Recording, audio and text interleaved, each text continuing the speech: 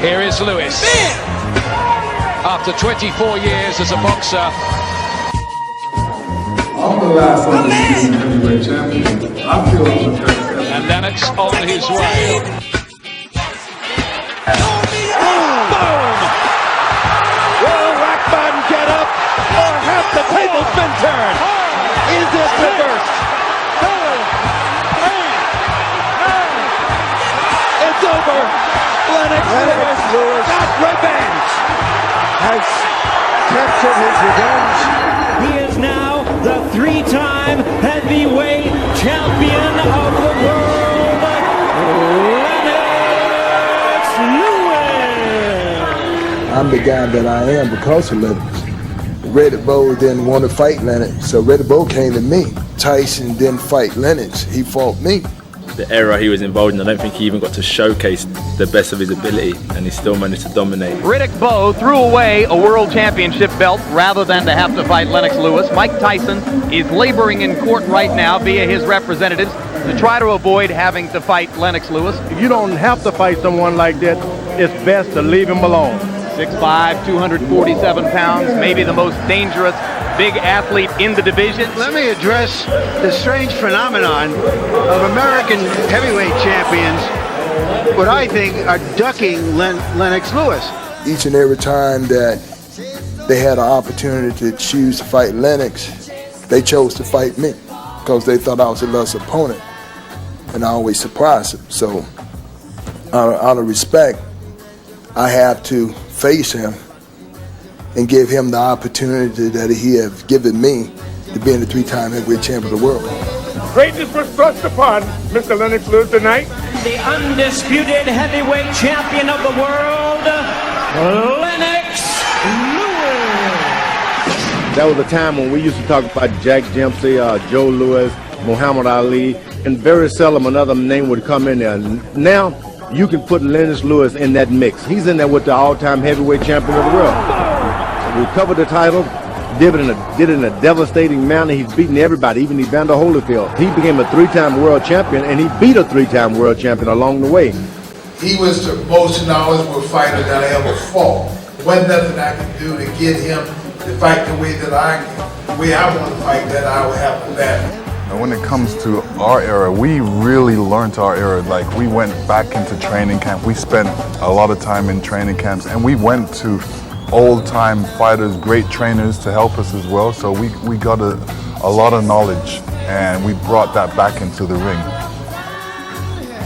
There was one situation against the ropes where I had him hurt, and I thought he was trying to bait me in, and so I kind of took it easy. And you heard Emmanuel Stewart say, come up with the uppercut. And later on I asked him, yo, were you hurt? And he goes, yeah, I was hurt. Even when he's hurt, you know, he's still persevering, and that's when he's the most dangerous. If you go out there trying to knock him out, you might get knocked out yourself, because that's when you make mistakes. Just go out there and do what you know how to do, and that's the win. And Holyfield wants to catch him, reach him with his right hand, and land one at the same time. That's my only chance of hitting with a left hook, to get him to come close. But you know, he fought a smart fight. I thought if he catch me with a good shot, then it would allow him to get a lot closer. Some of the shots didn't affect me as much as I led on to believe to try to draw him in. But every time he set a trap, Lennox would just move away from him. Is he hurt or is he playing possum, George? He's hurt. Yeah, he's had some body punching and they hurt. I couldn't get him to do what I wanted him to do. I wanted him to fight me, because I know that's the only way I get a chance to hit him. Because I realized that I'm fighting somebody who's just as good as I and bigger. And I told him I'm gonna knock him out in the third round. I almost quit. When I didn't knock him out that third round, it was like I would have walked out that ring, but my son was right there. My son was right there and I looking at him. So that's the only reason I finished the match. He fought a smart fight, and I have to take my hat off to a guy that's fighting smart. You thought that if he committed to his big shots, he'd be off balance. But he maintained his balance better than you thought he would through the fight, didn't he? Well, not so much of that. He didn't punch through the target. He punched at the target. Right hand lands again for Lewis.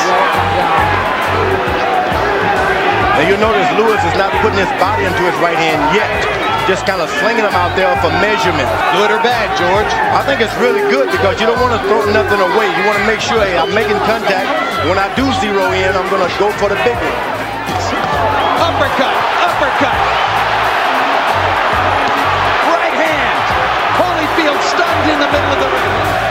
The chant in the background, Lewis, Lewis, Lewis. He had the long range and he was sneaky by how he did things. You know he gonna catch with a right up, throw the uppercut. Or what he gonna do is he gonna put his weight on it like this. So he, he's a very knowledgeable fighter. He showed us the sweet science of boxing, the simplicity to winning masterclass fights. Evander Holyfield needs a knockout desperately right now to hold on to his shares of the heavyweight championship of the world. But who wins?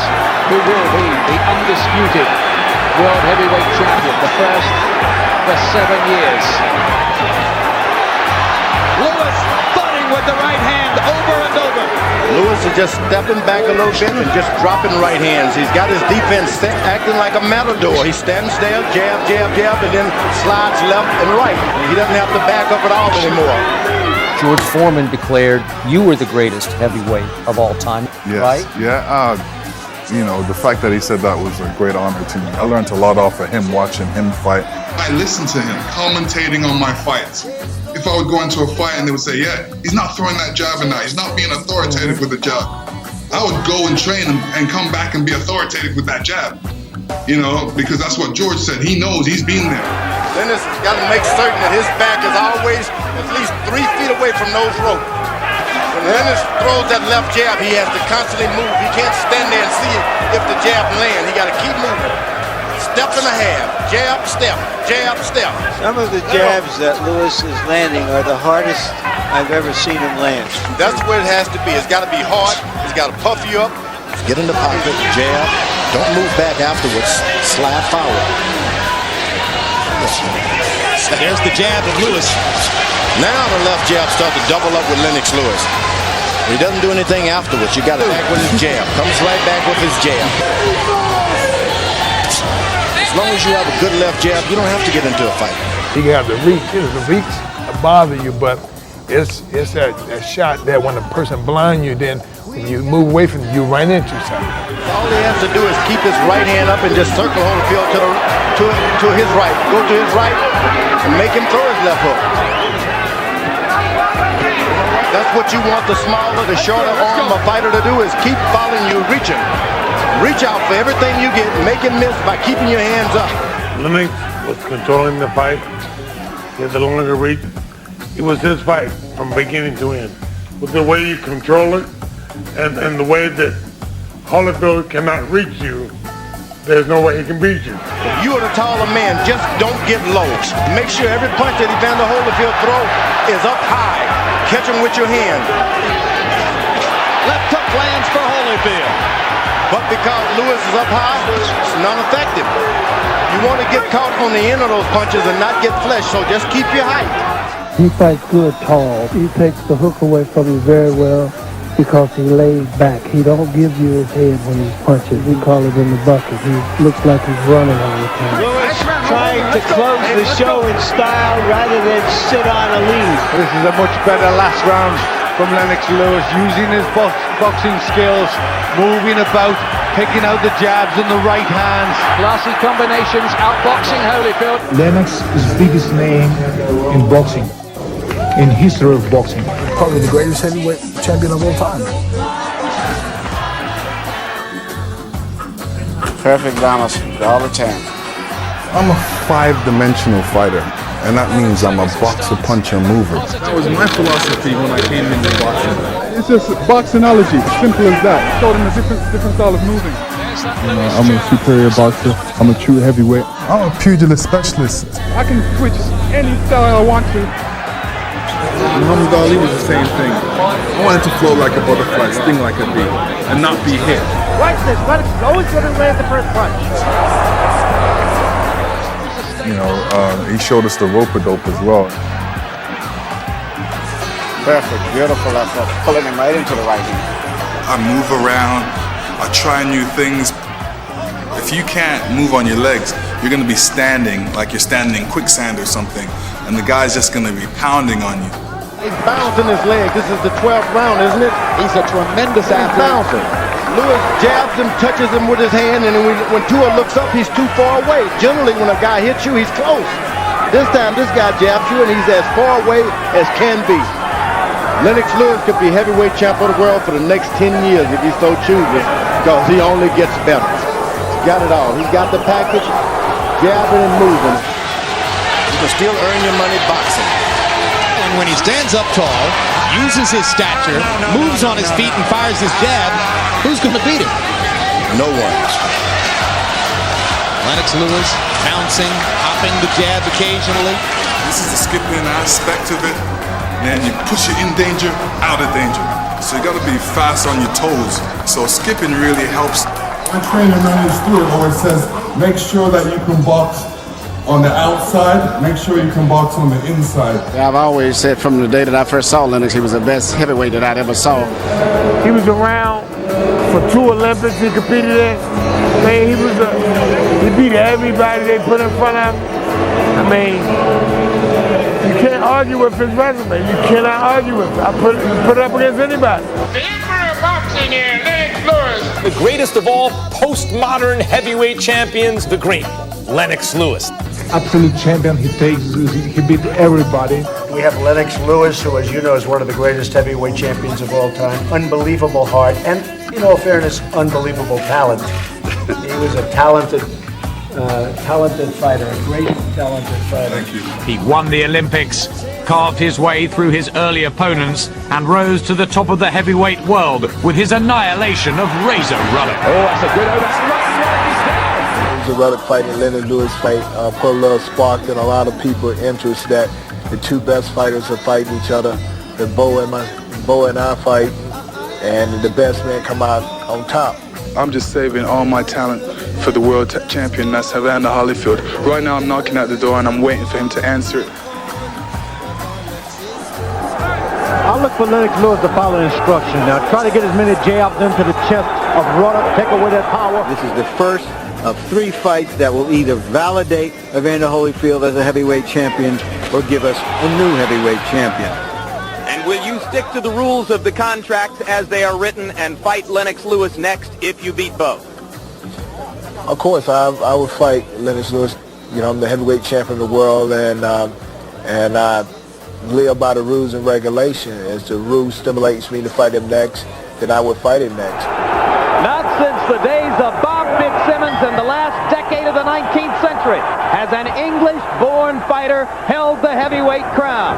Is Lennox Lewis about to take a step toward wiping out that century of frustration, or is Razor Ruddock indeed the uncrowned champion of the sport? We are about to find out. Which punch will dominate the bout? Will it be Lewis's jab, which you've seen there, or will it be Ruddock's smashing left hook? If Lewis can continue to establish his dominant jab, it makes us an easy fight. If he backs away, he's going to just fall victim to a wild left hook.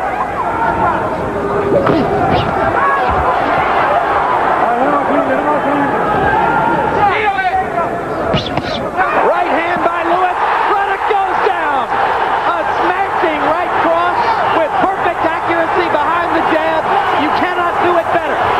And the wobbling Razor Ruddock makes it out of round 1. What also makes this big is the willingness of Lewis and Ruddock to fight each other rather than duck each other and merely wait for a guaranteed shot at the title for bigger money than they're going to make tonight.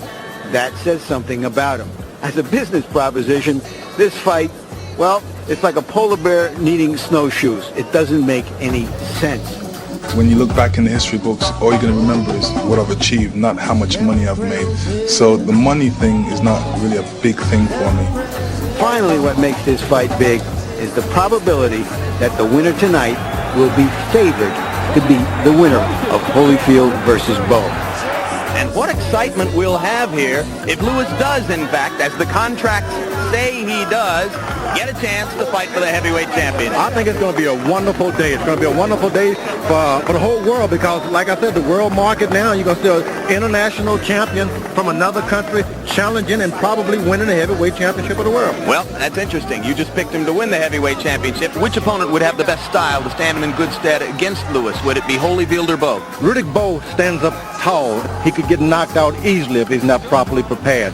I think Evander Holyfield, because he's lower, can hide for a few more rounds, but eventually he'd even get caught with that sneak right hand. He's proved that he's a world-class fighter. He can become heavyweight champion of the world and keep the title for a long time. Now, Holyfield's people have said that if Holyfield beats Bowe, they're willing to come fight Lewis here. Not sure that's a great idea. I don't think they really want to fight Lewis anywhere, if you ask me. This guy's got such a dynamite right hand. He's somebody you better let age a little bit like a piece of meat. Ruddock is looking for angles to try and explode his bombs, but it's all Lewis, and he's got him again. That is it, I think. We have a great new heavyweight on the boxing scene. Lennox Lewis may turn out to be not only the greatest heavyweight in British history. I mean, he's one of the greatest heavyweight fighters ever in any era. I mean, the man beat everybody he faced. He been to 2 Olympic Games, 1 gold medal. His career speaks for itself. Right hand over the top by Lewis. Galata momentarily stunned. Left hook by Lewis. Galata goes down. What he's doing is working. It's a big right hand, and it stumps Bota halfway out of the ring. Huge shot. Bota down. In my opinion, he probably was the best heavyweight ever. You know, undisputed heavyweight champion, the last undisputed heavyweight champion that we've had. He's a very consummate fighter, and I always had a great deal of respect for Lennox. Me and Lennox has been friends, ironically, since we were both 15 and 16 years old. I've known Lennox before anybody in boxing known Lennox. This guy there's no way I could ever be. He's just too big and too strong. Mike Tyson gave away a belt and $4 million rather than fight Lewis. Now Mike Tyson stands square to you. When you push him back, he's got nothing to hold him back. Right. So you push him back, and then he has to readjust and then come back at you. So that's one of the things that really worked with Mike Tyson. Attacking Lewis, and Lewis comes right back. Back up and cut for Lewis. He is no doubt the best heavyweight of all time. What he's done clearly puts him on top of the heap. Lewis cleaned up domestically and became the first man since Bob Fitzsimmons to hold the World Unified Crown. In my lifetime, we've seen it. But our children ain't going to see it, or our grandchildren ain't going to see it. It's going to be a long time before we produce another undisputed heavyweight champion of the world. You know, so let's enjoy it while we live. But will he be remembered alongside John L. Sullivan, who knocked out almost 500 men, the formidable Jacks, Johnson, and Dempsey, the Brown Bomber, Joe Louis, the unbeaten Rocky Marciano, I must be the greatest. and the one and only Muhammad Ali? That was only publicity. That I'm the greatest, just to build the fight. I never really believed that. Where will Lewis end up on the list? I find it extremely hard to put somebody in him. I just think in any era. All time. All time. I mean, I just really don't know who could beat him. Ali, Dempsey, Marciano, everybody. I mean, them guys too small. Them guys was just too small for him. Beating every fighter of his era, never dodged anyone, and when you look back at him, as I've said before, his history record is going to be phenomenal. He's proven himself to be the dominant heavyweight in boxing now for the last 10 years. Lennox Lewis fights everybody they put in front of him, and he has fought the best in his division, as Emmanuel Stewart said, and he deserves acclaim now as heavyweight champion. Went to shake Muhammad Ali's hand. He said, "I used to be great. Yeah, you're the greatest." And there you are as the man who takes the title of undisputed heavyweight champion into the next century. How do you view what you have achieved and perhaps what he has achieved? It's a great honor just to be along the same lines as Muhammad Ali, achieving what he's achieved. But he can punch as hard as anyone in the history of boxing with that right hand, including Foreman, Shavers, Mike Tyson, anybody. He's a tremendous puncher. Got true power. There's no hype about this guy. Lennox has found him with a jab. Oh, and the right hand has got him down. Tucker is down again. This guy has totally cleaned out this division. He's beaten Evander Holyfield twice now. He just totally dominated Mike Tyson. Riddick Bowe in the amateurs. In 3 rounds. And that will always be over his head. The young guys like Grant and David Tua and Hasim Rahman in the past, almost 10 years ago, guys like Ray Mercer and Razor Ruddock and recently Andrew Galata. I've been there, done that. I touched the other era, which is the Klitschko's. What did I need to do? I didn't need to do anything more. He's beaten everyone they put in front of him. A great heavyweight champion. We're in a gladiator sport, so we take on all comers because we want to prove that we're the best. When we say to ourselves, oh, I want to box that guy, all of a sudden there's an alert. Why doesn't he? I thought you're the best. You're supposed to fight all comers, so that's the way it should be.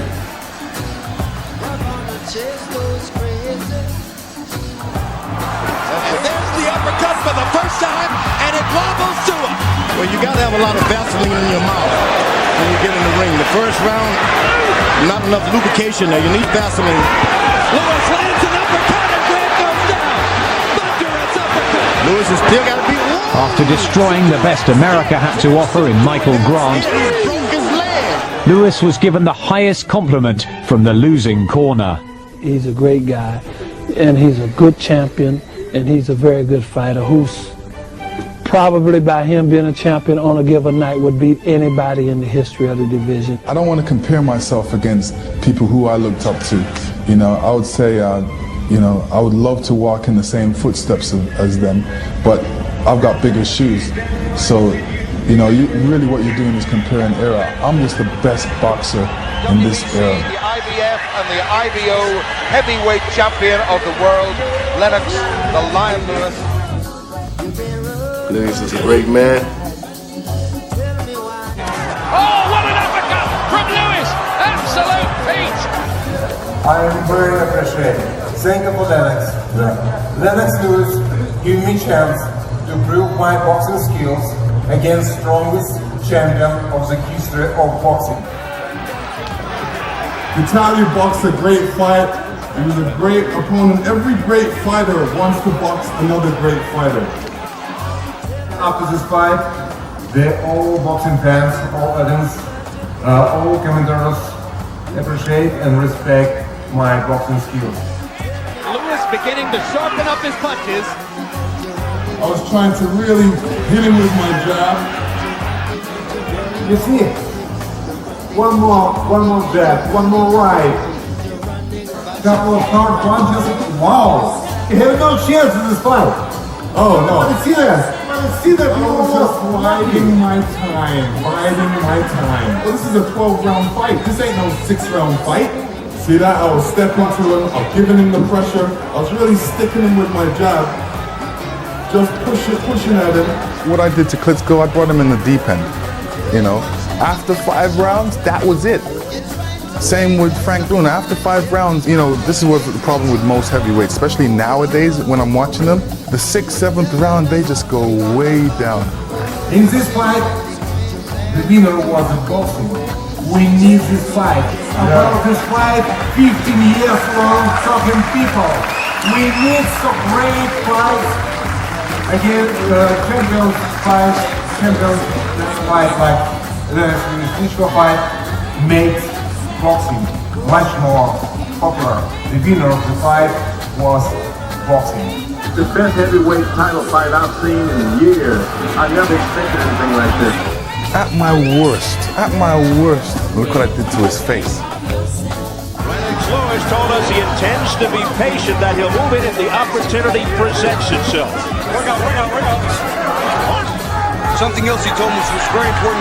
Back him up, keep him going backwards. Don't let his weight come into you. Both 6'5".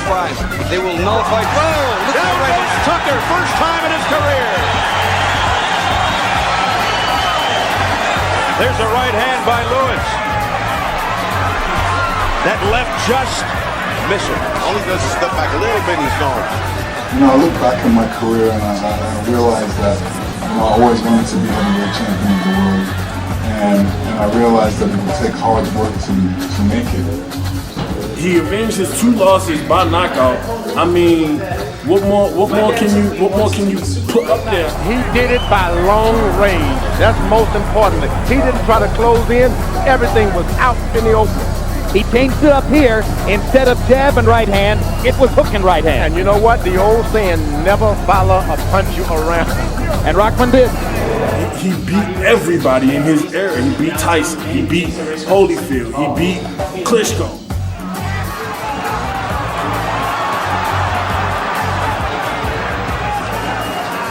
There's the jab again.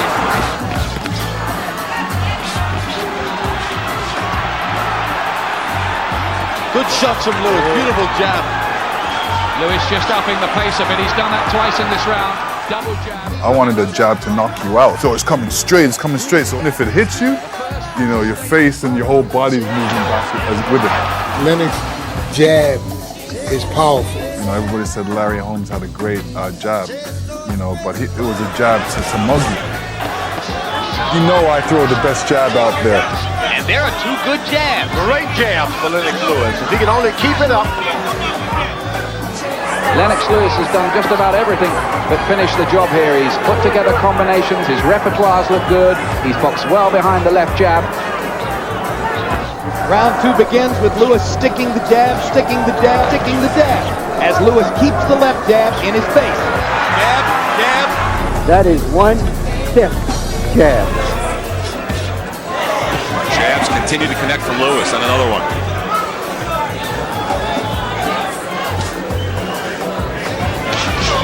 That jab certainly sounds crisp. I believe that Lennox Lewis has the ability to become the best all-around heavyweight boxer of all time. Interesting chance here to see a young man who some people say could become the first English-born world heavyweight champion since Bob Fitzsimmons at the end of the last century. Lennox Lewis has one of the best right hands in the heavyweight division. You can see right off the bat, Lennox Lewis does want to box. He wants to keep him on the end of his punches here. See if he can do it. Weaver said he doesn't want to box him. He's just too big for that. Oh, good right hand from Lewis. Lewis has Weaver up against the ropes and connects with an uppercut. Oh, that's a terrific right hand shot by Lewis. That landed flush on Morrison's chin. You might have heard Morrison say to the doctor, "I've still got my left hook." By way of saying, listen, don't stop this thing too fast. I'm dangerous. But the left hook has not been a factor so far. Down goes Morrison again. Now he comes back to the jab, popping it and bringing it back the way you're supposed to. A terrific performance by Lennox Lewis. Emmanuel Stewart has been saying for the past few months, there isn't a heavyweight on the planet who could last 8 rounds with Lennox Lewis. Hard right hand by Lewis. A totally confident Lennox Lewis. And there's a good right hand by Lennox Lewis. You know, if I'm going to become a champion, I'm not going to duck and dive anybody. He's trying to go about the right way of being the world champion by being the best fighter actually in the world, you know. And he's not avoided anyone. He's taken all the domestic titles, the European titles, and then he's going to say, well, I want the rest of the world. And I'm not taking any easy route to title. I'll make sure I'm taking the hard route and the direct route. We want to prove that we're the best. We want to prove that we're the best against the best. And if there's somebody out there that can beat us, we want to know, well, how, why? What is this? Who is this man? And that was me.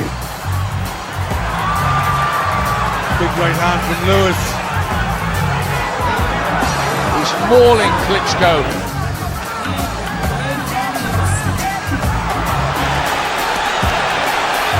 Mercer, a hard puncher. Lennox not holding on. Mercer pounds away. After watching Lewis in this round, I'm beginning to think maybe you can turn a soprano into a tenor because he is really brawling. We haven't seen that. Mercer turns it back around, and before the end of this round, Lewis had turned it around once again. Remember, Lewis knows how to fight like this. He's a puncher. He doesn't mind mixing it up when he's hurt. Ooh, that's a fair right hand. And Lewis going in for a bit of bravado there to say, look, I can take those. This is what he's got to do. He's got to finish him off. Tony Tucker unloading. When the going gets tough, the tough get going, and I'm tougher than him. That is it. Is he hurt or is he setting a trap for him? That's something we got to know. I think he wanted a slugfest.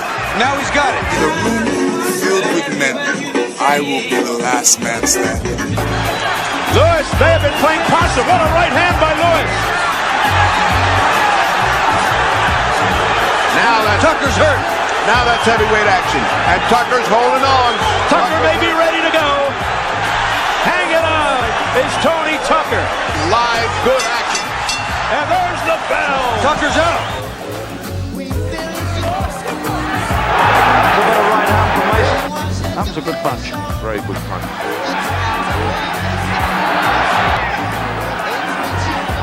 Mason needs a KO blow here. I've been in fights where I've gone in, a man's hit me on the chin first couple minutes, and it's like it just glanced off my chin. I was like, I ate it up. Ate the punch up, and it didn't hurt me. And it was like, what happened to that punch? It was so hard, it hit you on the chin. Everybody was saying, yo, did you see that punch? You never felt it? I'm like, no. And when I look at tape of it, it's like, wow, I did get it. All those are going through to the head of Lewis. He shrugs his shoulders again. He smiles. You know, people like to say he ain't have a good chin. Took Holyfield punch. Took Ray Mercer punch. He took Mike Tyson punch. That shook Lewis. But Lewis took it. Took Riddick Bowe punches in the Olympics. He took everybody punches. He fought David Tua. He's got it with a left hook, and Lewis took the punch. Might be thinking, hello, he should have been flat on his back there. He was very close to going down. He never went anywhere. And there's a right to follow. Part of the point here for there's that good left hook which just caught Lewis. Taking this at 2 weeks' notice and gets it with the right hand, and Lewis wants to hold. He's hurt by that. Well, Lennox is trying to take the fight to Klitschko, but he's walking on the punches as he comes forward. Klitschko's teeing up with big right hands like that.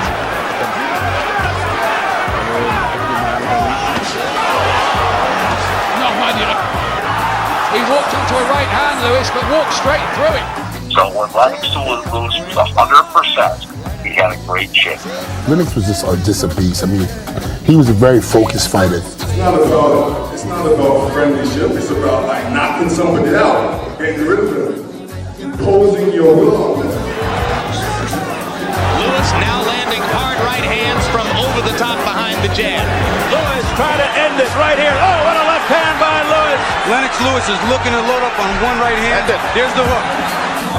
As you say it, boom, your hands reach the target. Think speed and become speed.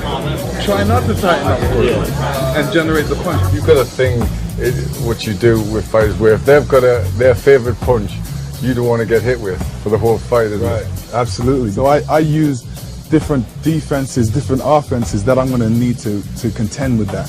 That was my philosophy when I came into boxing, and not be hit. Muhammad Ali was the same thing. Flow like a butterfly, sting like a bee. Final seconds of the fight. There it is. That is it.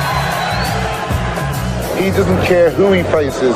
There you have a genuine champion and a genuine contender for a world title. It doesn't matter who they put in front of him, he will take them out. There are other fighters out there who are very fussy about who they fight because they're not sure of themselves. There's a man that's 100% sure. Can Lewis finish the job right here? He's sure he's got the power, and that must have worried Tucker. I'm undisputed heavyweight champion of the world. The whole world, they know it. Lennox Lewis lays claim to an entire era. Lennox Lewis never had that unification matchup with Riddick Bowe, but he did beat Evander Holyfield really twice. He's a great, historically great heavyweight champion. He proved it again tonight. He was too big and too good. Lennox Lewis, the heavyweight champion of the world.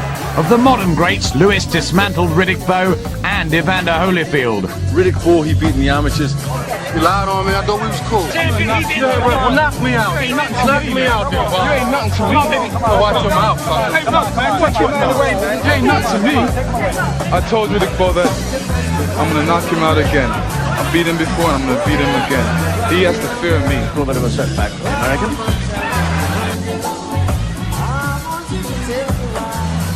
Lennox straight in with good head punches.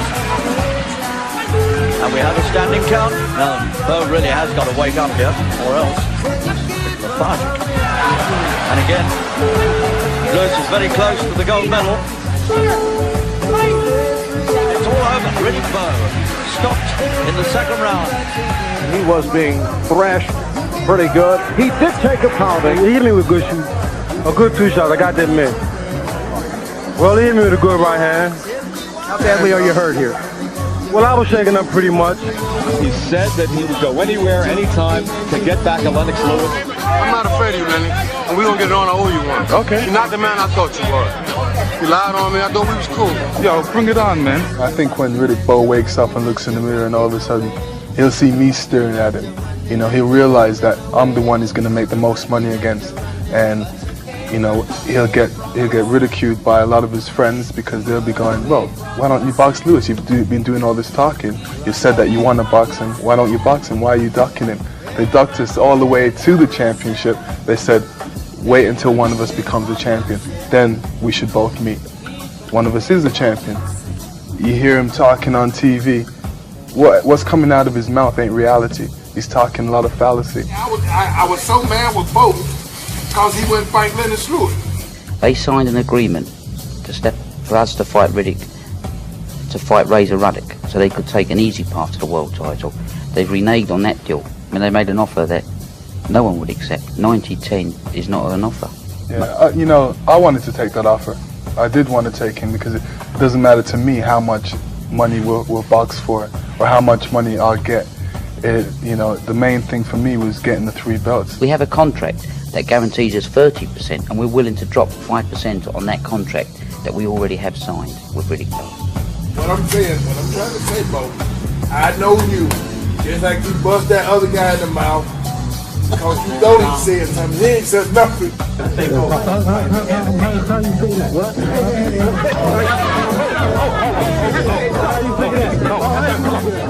I'm trying to figure why he ain't do Lennox Lewis like that.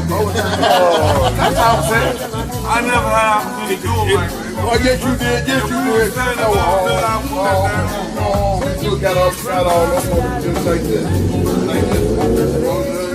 Yo, bring it on, man. I'm going to bring it. I'm going to bring it. You ain't said nothing but a word. Razor Ruddock was crazy. I'm going to knock you out. You was a chump. You can knock nothing out, boy. You can knock nothing out. I wasn't really a vocal person at that time.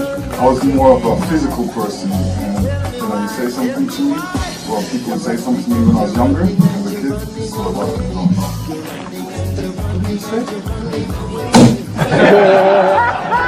Today, Lennox is recognized outside the ring as a gentleman, gracious and reserved. As a child from a broken home, he was often violent and angry at the world. He was a junior high student with a very short fuse. His size and Cockney accent set him apart. If any of the other kids would bother me, I was like the strongest kid. You know, I used to always fight. After a while, as a kid, you know, people started, you know, saying things and running at the same time. You're the champion. You're the help from the rest. Knock me out. Knock me out. You ain't nothing to me. So watch him out.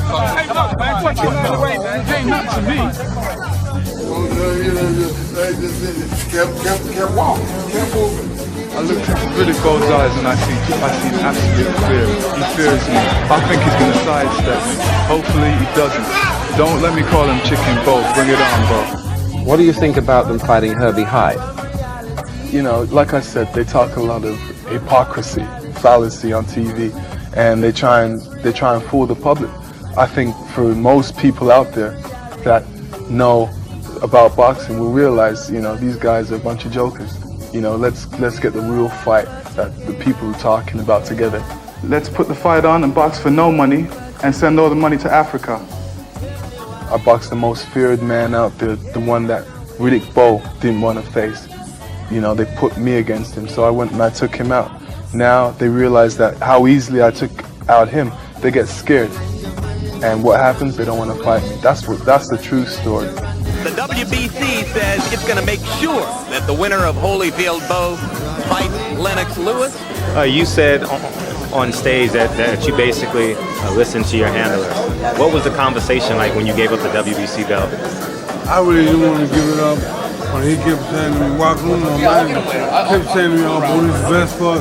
When we do this time, never happened. It was the worst thing I ever could have done. Newman had Bo toss his WBC championship belt into a trash can, scrapping an understanding that he would fight Lennox Lewis. That was his way of getting out of the fight with Lennox Lewis because he knew he was cruising for a bruiser. Bo didn't want to fight him. It was a disappointment to me because, you know, they seen us at the Olympics. I beat Bo. And I will always, but that was in 3 rounds. And that will always be over his head. He should, if he's a true warrior of the game, he would obviously want a rematch. You know, obviously he's talking tough on TV. He has to talk tough. He's world champion. But I know that I have something over him. And a lot of people wanted to see what would happen in the professionals. So I was waiting for that to happen, but it never did happen. And I'm pretty hurt about that because I really wanted to beat him up badly. He's calling me names, this and that, and I was expecting to jump in the ring with him. And joining us on the stage, Lennox Lewis. He remains the last heavyweight to hold the undisputed title. Well, the extraordinary thing is you guys used to be in the same amateur team, didn't you, for North America? Is that right? Yes, at that point I played with Lennox and what have you, and we got along pretty well. But again, as Ali once said, us dinosaurs can't be friends. Would any of you, as a champion, not have fought any other man at any time? How many of you would have fought anybody if you were champion? Just raise your hands. Did you do what people around you, who managed you, who you felt had your best interest at hand? Did you tell them what to do, or did they tell you what to do? I didn't listen to what they told me. They told you, no matter what it was, that's the direction that you went. Yes, sir. Why?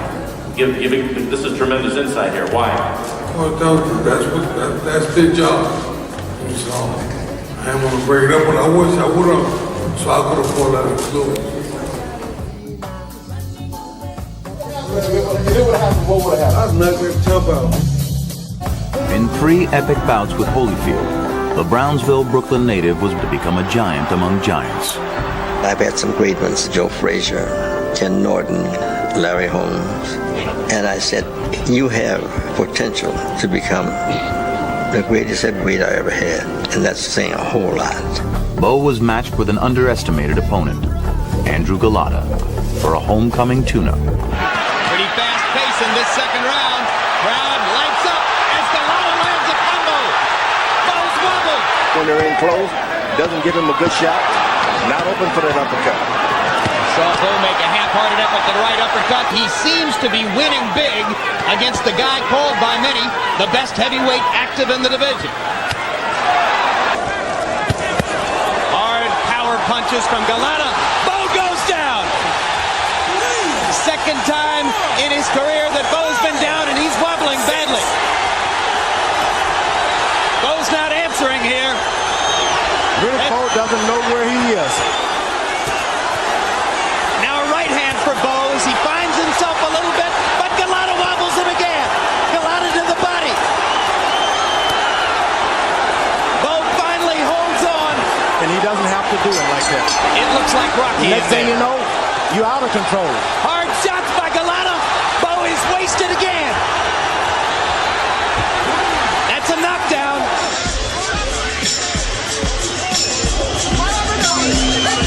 To Lennox Lewis's credit, when he could make a hand-picked opponent for his title, he didn't take the path of least resistance, which is so much the custom today.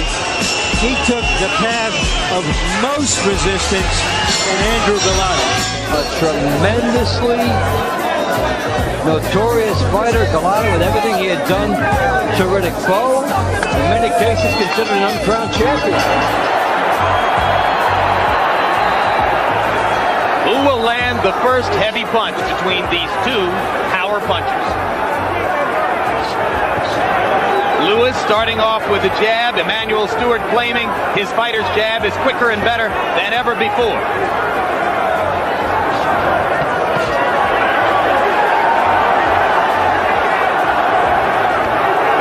A little bit more tentative at the outset than he appeared to be against Riddick Bowe. Lewis lands a right hand over the top.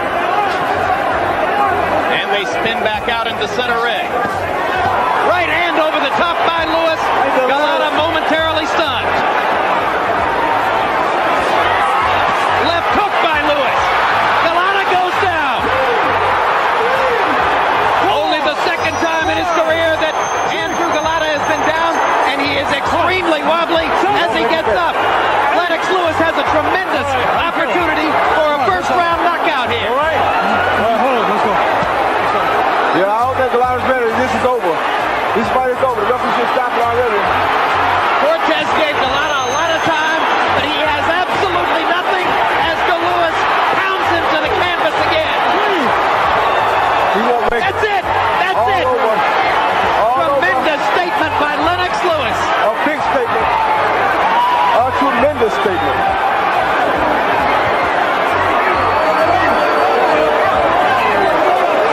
He's been waiting for years, and it finally happened. There's nothing more definitive than what we just saw.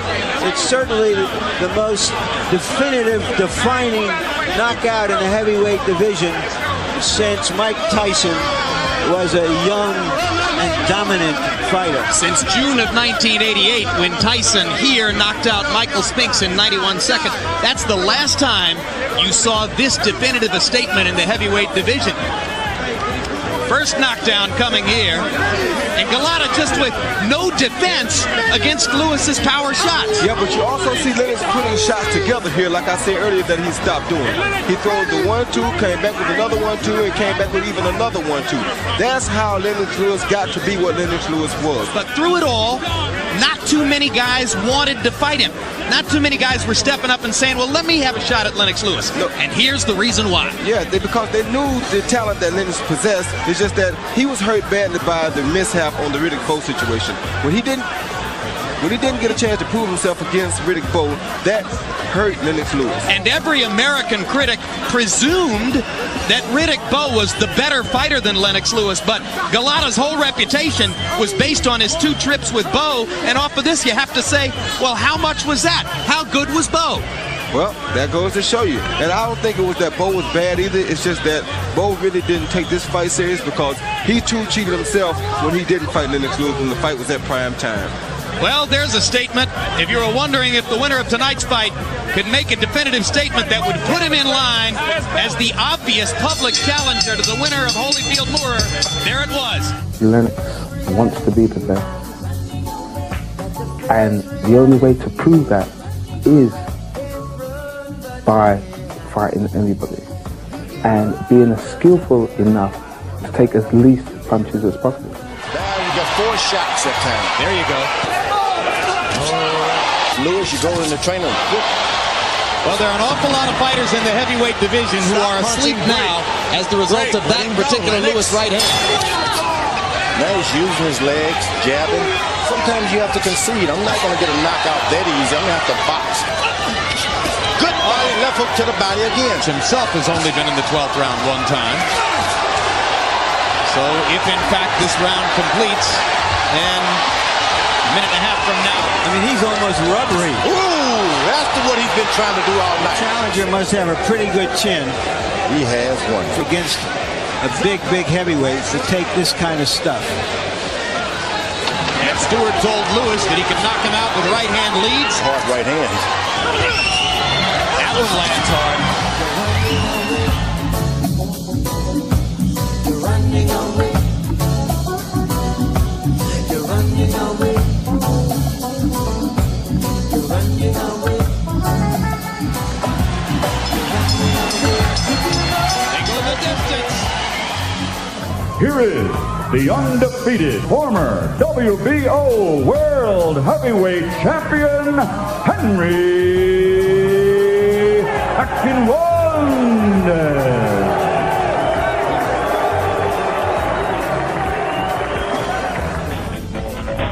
After being ducked by 2 of boxing's biggest names, Lewis got his shot at greatness.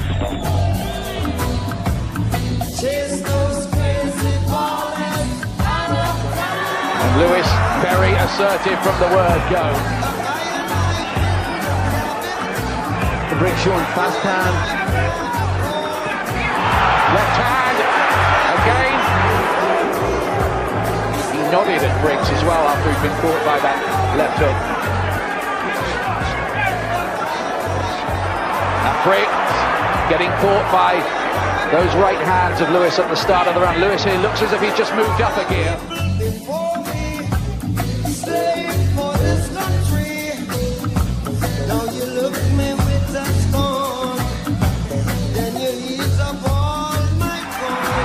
Lewis, I think, fancies that he may be able to get this job. He's holding onto the ropes to keep himself up for a moment there. Right uppercut, then one to the body.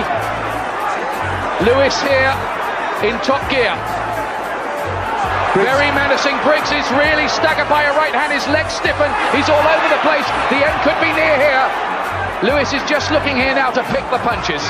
Briggs is trying to fight back. Could be dangerous when he's in it, but Lewis just has to keep himself upright, keep his hands up. Don't lose concentration and keep the pressure on. Big right hand. Big chopping right hand. Shannon Briggs, I don't think will get through this round. Oh. Three-punch combination, another chopping right, swaying around like a tree in the wind. Has to keep the momentum on. This is a great comeback here from Shannon Briggs. Oh, Lewis stands in front of him, sets his feet, left, another right, he's down for the second time in the round, Briggs. Will he be able to get up from this one? Counts at 6, 7, he says I'm all right to the corner. Briggs looks to start fast, doubling up on the jab and finding the right hand.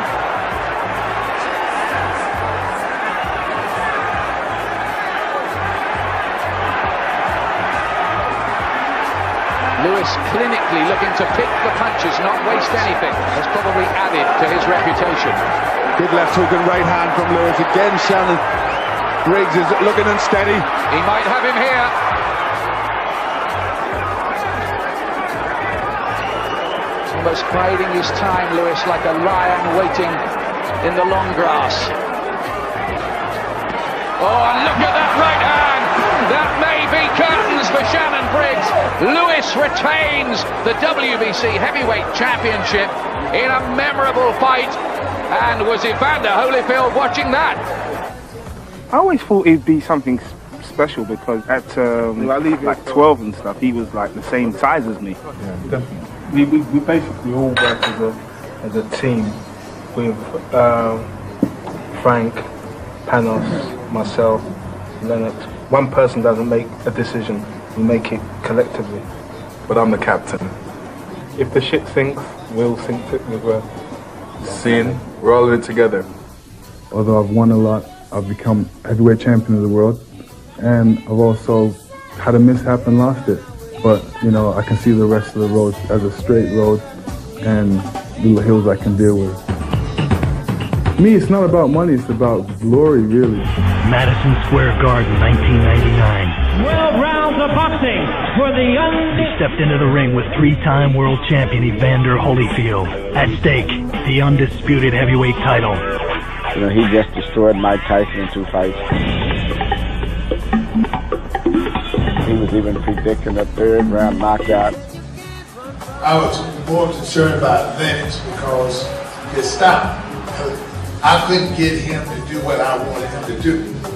I wanted him to fight me because I know that's the only way I get a chance to hit him. But he had the long range and he was sneaky about how he did things. You know he gonna catch with a right or throw the uppercut. Or what he gonna do is he gonna put his weight on you like this. So he, you know, he's very knowledgeable. He was the most knowledgeable fighter that I ever fought because he fought his fight and there wasn't nothing I could do to get him to fight the way that the way I want to fight that I would have to that. So Lynn was the only person that way. But everybody else I was able to adjust. Uppercut, reaching to do so. And you heard Emmanuel Stewart say, come up with the uppercut. Lewis lands a right hand. Hard right hand by Lewis. Holyfield on the defensive. Is he hurt or is he playing possum? Is he hurt or is he playing possum, George? He's hurt. Yeah, he's had some body punching and they hurt. And the uppercut landing flush. Long time left in the round. So far. Holyfield reaching but not finding anything.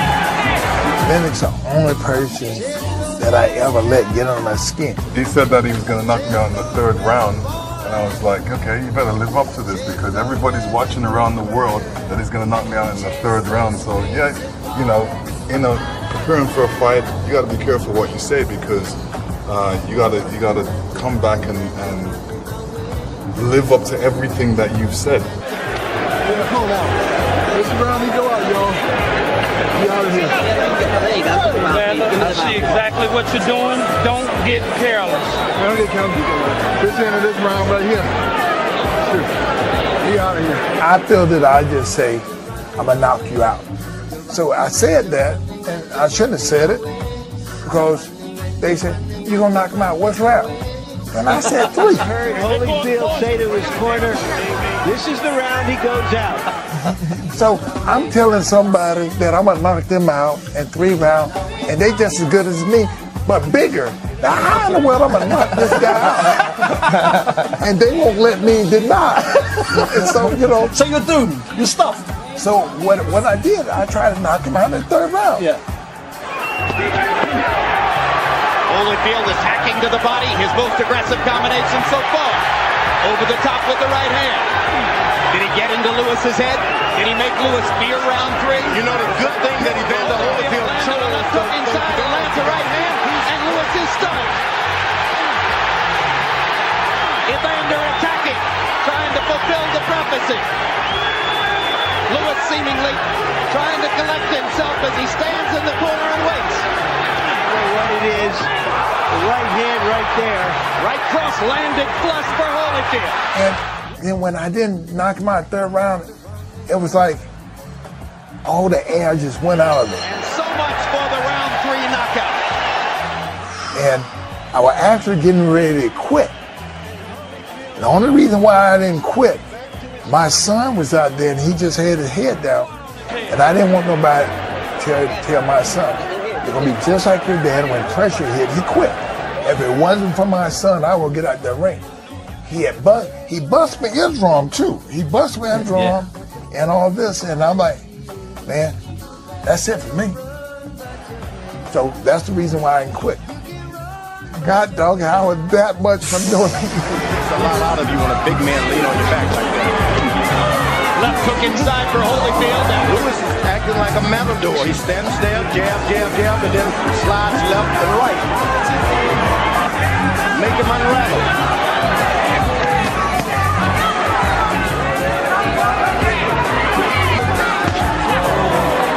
Right hand stops Evander.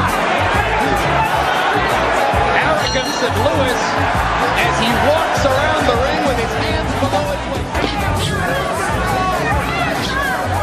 Evander Holyfield has been past 8 rounds 10 times in his career.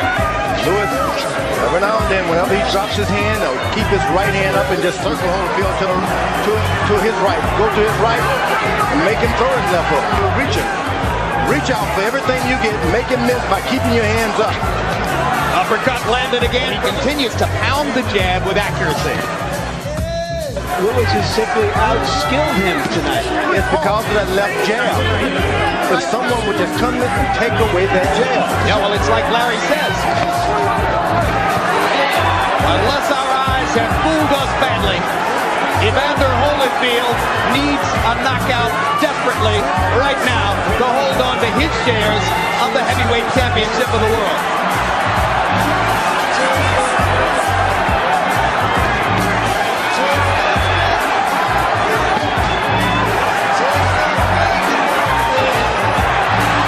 Lewis fighting with the right hand over and over. And you heard the urgency of Emmanuel Stewart between rounds.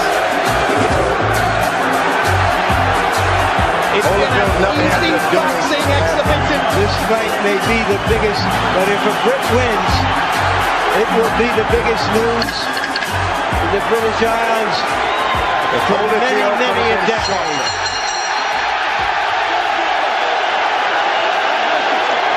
Not since Bob Fitzsimmons in 1897 has a citizen of Great Britain held an undisputed heavyweight title. We may be minutes away from that watershed. You look very beat up. Were you feeling your age? Well, in fact, I got hit in the face, but, a warrior is the person that takes the bumps and lumps and always come back. I couldn't get in my position because he would beat me to position, which is good. I think that's what fighting is all about. Lennox did. Lennox had a great fight, and you can't take that away from it. The fact is, I went in there, and it was Lennox that was able to hold me off. And I can't do nothing but say, well, you're the man fought a good fight, and maybe next shot. There's that Lewis jab, so dominant in the first fight. Holyfield has to find a way inside that. He knows it too, he says he will. But 3 times in the first 15 seconds, Lewis has got home with it, and a good left hook as well from Lennox Lewis, who starts positively. It's a classy start from Lennox Lewis. It's a good start. He's getting the centre ring. He's using his jab. Picked up by a right hand. Holyfield has to try and find a way past that. Every time Holyfield tries to get close, Lewis is looking to hit him with humdingers of right uppercuts. Holyfield says he was surprised by Lewis's skills and ring savvy the first time. And I think at the moment, he will be impressed again by what is in front of him. Lewis dominant early here, as he was in the first fight. 3-punch combination this time from Lewis, who continues to ooze the confidence he's shown. Lewis intelligently using his natural advantages. That's a great jab, that one. That's a very classy punch. Holyfield camp have been trying to lure Lewis all week into standing and trading more.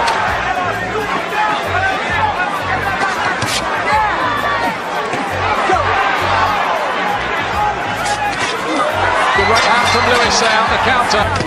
That's a big left hook from Holyfield.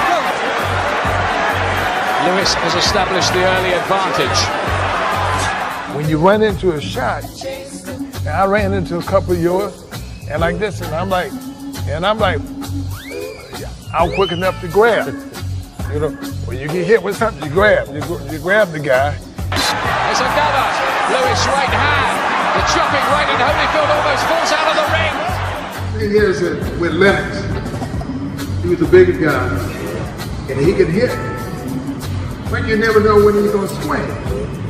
But he take his time, and it's like somehow I was start getting bored, and then all of a sudden, then I get hit with this shot. Almost as if to say, I can fight rough too if you want.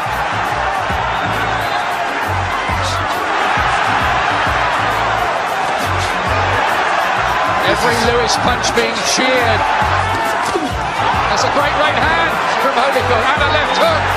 Lewis beginning to take some heavier looking punches. Oh, it's a really big one!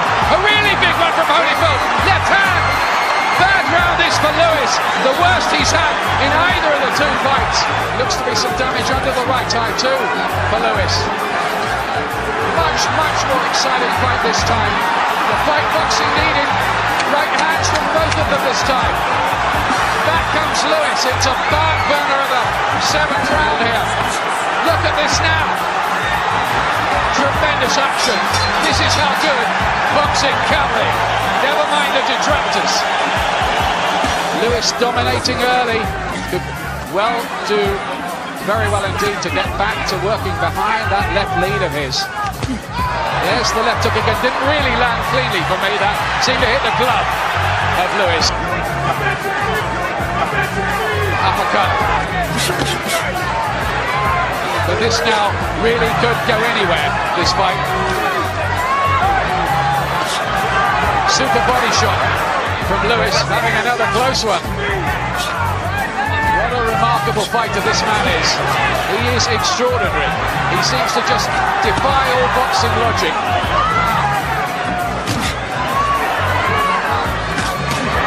Look at this from Holyfield.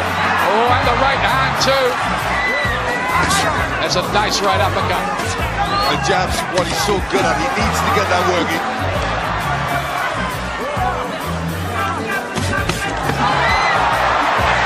Terrific action. Look at that right uppercut to finish the flurry from Lennox Lewis. It's a super fight, this. Tremendous action at heavyweight. And look at Lewis here coming up strong. The fans have got their money's worth this time, and so is the sport.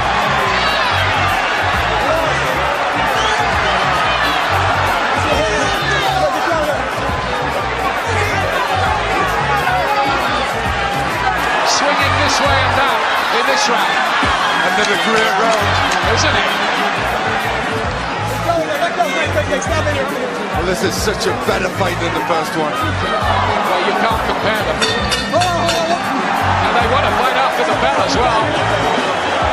Forget the sweet science. Let's have a real fight. Pleasure to be here. Look at that uppercut. Well, I said all along he's going to fight the best fight of his life. He did. Yeah, he fought a good fight. Who could ever finish the strongest here may well be undisputed champion. Good stuff from Lewis. Mike Holyfield's age just begin to catch up with him a little in the late rounds. Frankly, I would doubt it. He's that well conditioned. By many as the best young referee in the world. Lewis with the left hook this time.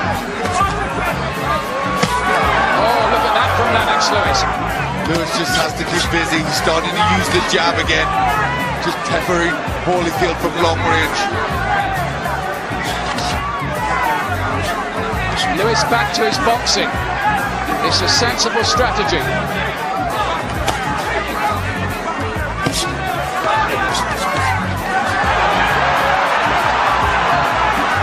That was a good combination for Lewis, just pushing Holyfield back. He's still got to go out there and try and have a big last round. And that's a good right hand from him. There it is. It is over. And how do the Nevada judges see that? Judge at ringside, Jerry Roth, scores at 115 to 113. Judge Chuck Joppa scores at 116 to 112. Judge at ringside, Bill Graham sees it 117 to 111. All three in favor of the winner and the undisputed heavyweight champion of the world, Lennox Lewis. First unified heavyweight champion from Britain in a century. What do you think this will do for your legacy as a fighter, for the respect you have tried to win over the last decade? I think, I went through some trials and tribulations, and, enough people were trying to stop me. Now I'm just going to relish the moment. Thank you very much. We relish this fight. Yes, big up IRFM, our crew, big up. Yes. Now for the final name. Mike Tyson's the last notch on my belt, the icing on my cake. And in 1984, they met for the first time. In the Catskills, a skinny beanpole Lennox Lewis shared a ring with a short, stocky Mike Tyson. And I always had a great deal of respect for Lennox. Me and Lennox has been friends, ironically, since we were both 15 and 16 years old. I've known Lennox before anybody in boxing known Lennox. We sparred, and when we were kids, we became very good friends. Lennox and he got along very well. They ran together and so on. I ate around the same table with Cuss. You hear a whole bunch of stories. Brought me up to this room and put the sheet up.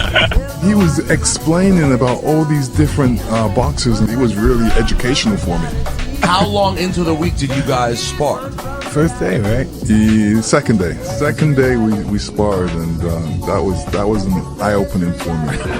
When the bell rang for the first round, everything changed. This guy was, Mike Tyson came across the ring and he was trying to hit me, and he was actually hitting me, and I was like, wow, this was almost like a fight. My trainer said, yeah, well, you're coming to this guy's house. He's showing you that, it's not where you're from, it's where you're at. So I understood that very, very early in my career. He came to the corner and I cleaned him up and I said, look, we don't have to do this today. I said, we can leave it go for a few days, or if you want, we can go home. He said, oh no, I know what to do now. And he came back in the ring and he tried to kill me. So from there on, Lennox started to use his ability and his brains, and eventually got to handle Mike pretty easily. Tyson's mentor, Custamato, believed then the pair would one day meet again. And they cut it. You two are going to fight for the championship one day. He he said one day, he said, you're going to fight him one day for the title. And we just kidding. But we both knew we were going to be champions. That's what our goal. That's all we ever talked about. Even when we were at the house. Hey, man, what about this guy? He said, what about that guy? He said, yeah, I'm going to fight that guy. That guy's tough. I said, hey, what about Willie DeWitt? You ever spar with him or work with him? I think you did work with him or something back then. And we just really enthusiastic about our life. In our mind, we were champions before we became champions. When we lost in 84 in Los Angeles, you remember when we lost, we were just walking around like two schmucks. God damn, we just walking around. You know, Lennox is real tall. He's 6'5" and he's probably 16. And remember when you were dancing, like how you were dancing like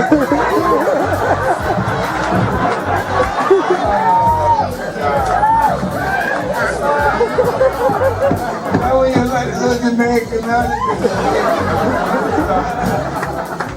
Mike Tyson grew up in Brooklyn, New York, hanging out with his homeboys. It was tough ghetto living, getting into some petty crime which led to a stint at reform school. But Tyson's bad luck was about to change. A warder introduced Mike to legendary boxing manager Cus D'Amato, who immediately saw the potential of his new raw recruit. He adopted Mike and took him out of the ghetto to his country boxing stable. It was the closest Tyson ever came to having a normal family, born in the East End of London.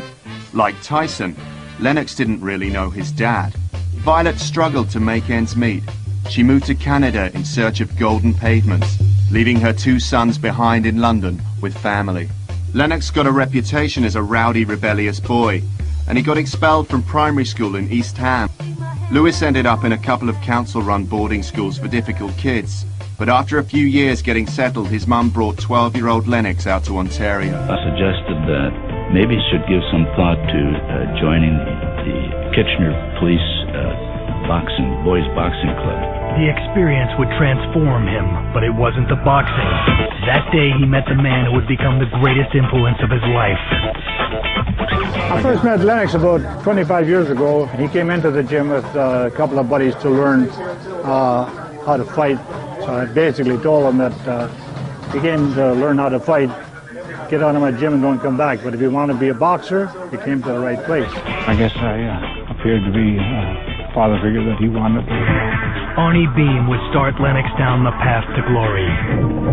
Boxing had given Lennox a brand new identity. In 1986, with Arnie at his side, Lennox won gold at the prestigious Commonwealth Games in Great Britain. Lennox sought out his biological father and met him on the streets of London. We spoke for a little while. I said, well, what was it like, Lennox? What was what like? I said, well, you haven't seen your father in 10 years. There had to be some kind of reaction. Arnie, that man could never be the father to me that you have been. That brought tears to my eyes, you know. The 2 boys born on the wrong side of the street have come a long way since their sparring days.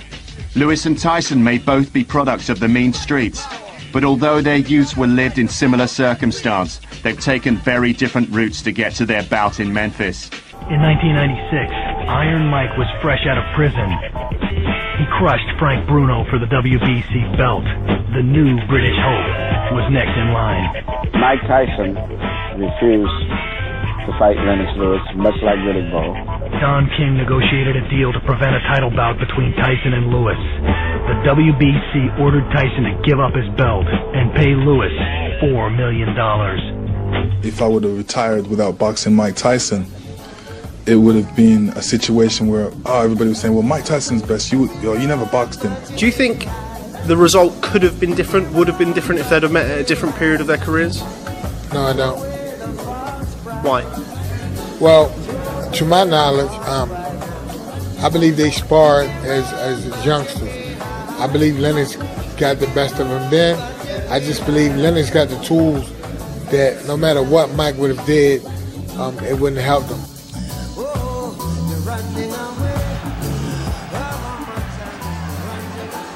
He has to reach up and try and box him. He's got shorter arms than me. So the only thing he can do is basically try and get on the inside, and that's no easy task. Generally, when a guy hits you, he's close. This time, this guy jabbed you, and he's as far away as can be. Force Tyson to come in. And when Tyson comes in, pop, pop, nail him before he can get into your punching range. Or, better put, before he can get into his punching range. Lennox needs to jump right on him right off the top and get some respect from him. I think that he should draw a line in the canvas. There's no doubt about it. Lennox Lewis has faced Justin Fortune, Tommy Morrison, Ray Mercer, Lionel Butler. He's faced guys who are coming in with the intention to knock him out with a big left hook. Maybe Lewis will land something on Tyson. And if he lands something on Tyson early, Tyson is the kind of guy mentally that might never get in a fight. He might get himself so backtracked where he'll be so timid about throwing that the danger will not exist. This is a lights-out artistic performance by a heavyweight champion who for the moment looks impregnable. Lennox's jab is powerful, and Mike would have had to get past that. I just don't see how he would have got past it.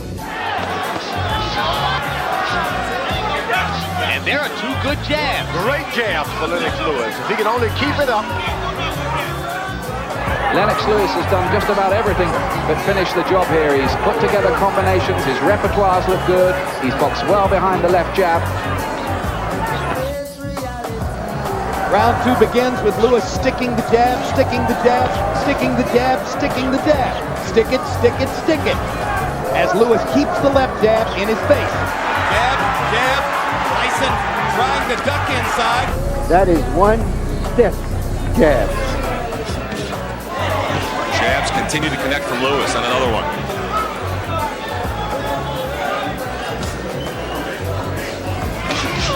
That jab certainly sounds crisp. Mike, are you sorry this fight didn't take place years ago? It wasn't meant to be. I've known Lennox ever since he was 16, 15 years old. I have mad respect. We've always been friends. He knew me ever since his friend Bernie and Cutts were together. Now they get together again as professionals as Tyson's late trainer Matsumoto had predicted them both. And here we go. Here was Lennox, who basically had now beaten Evander, Riddick Bowe in the amateurs, and now Tyson. This would be a clean sweep if he made it, and be, I think, a defining piece of history in his legacy. I know he's going to come at me, and I'm thinking, I'm not going to give up my ground. The Hulk and the Rocket, boom. In my mind, that's the ego aspect of it.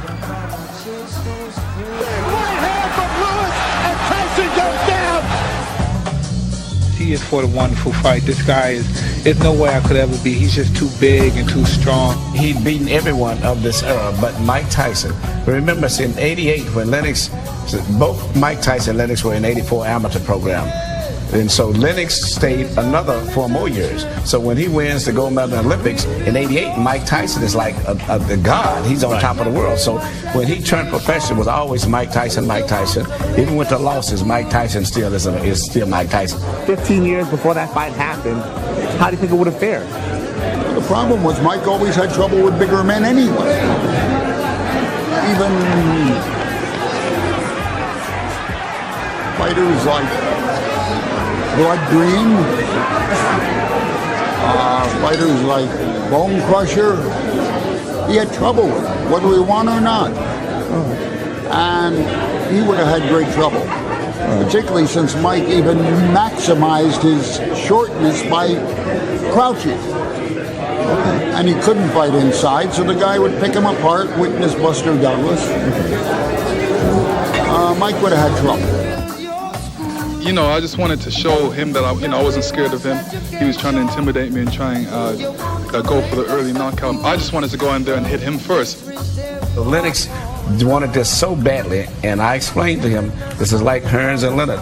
Whatever happens in this fight, you're going to live with the rest of your life. All of the rest of the victories and losses don't mean anything. Your legacy will pretty much be defined by this fight here. There's no one in the world can take that from Lennox Lewis now. He is no doubt the best heavyweight of all time. What he's done clearly puts him on top of the heap. Where do you go now? You've basically proven everything. You've beaten everybody. You've avenged the losses you've had. And what now? Possible retirement? Might this have been the crowning achievement and you'll say goodnight? Yes, possible. Anything is possible. He really is looking forward to hurry up and end in his career so he can really, become a husband and a father. That's one of the things he wants more than anything in life now, he says. I would say that's every young man's dream, to settle down, get married, have kids. That would be my happy life, I think I'm getting closer to that What are we going to do? Are you going to hang up your gloves, or do we take on Vladimir Klitschko and have a year or two more? Vladimir Klitschko, he's not tough enough. He's not ready for me yet. You know what I mean? I would be a waste of my time to go fight him. I would knock him out. Well, the one thing that was unknown about Vladimir coming into this fight was what would happen if he got tagged by a legitimate puncher. Now we know. And the referee, Gennaro Rodriguez, stops the fight, and thus ends the Vladimir Klitschko Express. Is there anyone you want to fight? I've already done everything that I really wanted to do in the sport of boxing, so, you know, I'm going to keep him guessing for a little while longer. It's a sight most of us never thought we'd see again. Lewis coming out to fight when it seemed he'd written the final chapter. He's already secured his niche in history. He's been at the top for a decade. Only Muhammad Ali, Joe Louis and Larry Holmes have had more title fights than this man. It's a good start this by Klitschko. Can Lewis get his jab going? No emotion, he said, when I heard I was fighting Lewis. Taking this at 2 weeks' notice and gets it with the right hand, and Lewis wants to hold. He's hurt by that. He wanted to hold. Klitschko has got him a bit wobbly here. Lewis is in trouble here in round 2. To me, a fight is not a fight into this resistance. To there's something to overcome. Something to overcome. Otherwise, it's just an athletic venture. It's an exhibition. I think life is that. I think that you don't know if a lawyer is a lawyer until there's something to overcome in the courtroom. Something goes wrong, okay? He ain't that. Until everything goes wrong, the judge throws all this crap out, and he figures, and he still handles it. He got hurt by that shot. Lennox's chin is coming in the air. Can Lewis turn this around again? He's hit with the right hand by this big, strong Ukrainian. Lewis looking ponderous. We feared this might happen when we saw the way, but there's a left jab of some authority by Lewis, and that rocked Klitschko momentarily. Stopped him in his tracks. It was a heavy, heavy shot. Best yet from Lewis. But Klitschko comes back again, and Lewis, his defense looks a bit leaky tonight. He got off to a real good start. He really was focused for this fight. He was hyped up for it. He wanted Lennox Lewis in the ring, and he got him. Well, I think there's definite ring rust there. He's looking slow and ponderous. The longer this goes, it won't get any easier. Another right hand and another one from Klitschko, who looks the boss at the moment.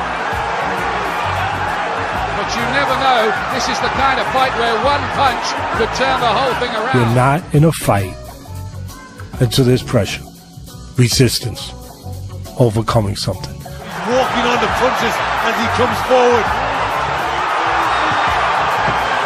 Klitschko got there with a left hook as well. Lewis is trying to gamble with big shots. He's forgotten the jab, and he's leaving himself really open. He just looks a shadow of himself. It's actually, wow. You was so close to go fall to the floor in this moment. Let me tell you, he caught me with a good punch there, and as you can see, I held on to him, and he was shocked because he couldn't he couldn't get loose to finish the job. Great fighters, when the fight came to them, they found a way to do what they had to do. Dr. Iron Fist, as he's known. He's beginning to show why in here. And now Lewis goes for it. Is he going to show championship quality here with an all-out attack? Well, Lewis should have got more than Klitschko's ever known, so he's got to try and do something special here. And there's a cut now by Klitschko's left. As he turns around, Klitschko is cut by the left eye. Good work with the jab from Klitschko. There'll be tremendous excitement in the city square in Kiev, where I think 100,000 people were planning to gather to watch this. But Lewis isn't done with yet. Not quite. He's got a real problem with that cut, Glenn. He has, and we know he doesn't react well when he's injured. Now Lewis starts to find the range with that jab. Is Klitschko going to be discouraged by the injury?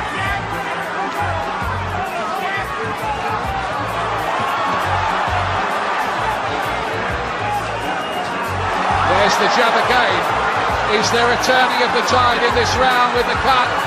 He walked onto a right hand, Lewis, but walked straight through it, surprisingly. These two oak trees will be the last standing in the forest. But I think that cut has worried Klitschko. It's a really bad gash, and it's a shame. He was caught too with jabs, and once he got the jab going, he got some other punches going too, Lewis. Well, that showed that right hand. That's what looked like where the cut was caused. Certainly saw the blood there.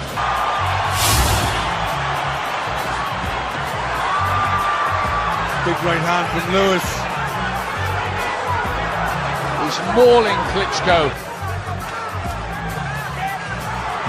Lewis just looking for the big right hand.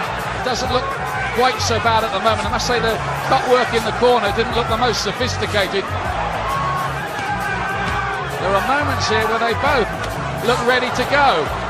Nobody's ever doubted Lewis's heart. Another big right hand. Emmanuel Stewart, the trainer of Lewis, predicted a finisher. Lewis looking for the uppercut. Famous uppercut from Lennox Lewis. It was really bomb. Switch off the lights, he lifting me in the air. With left hand from Lewis, turned the punch cleverly. Won at least 9 rounds. Well, he's loading up an awful lot, Lennox.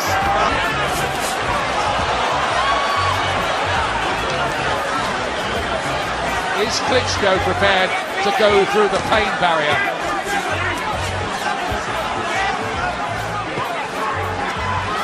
Showing good boxing ability as well. Klitschko is just caught there by a right hand. Good jab from Lennox there.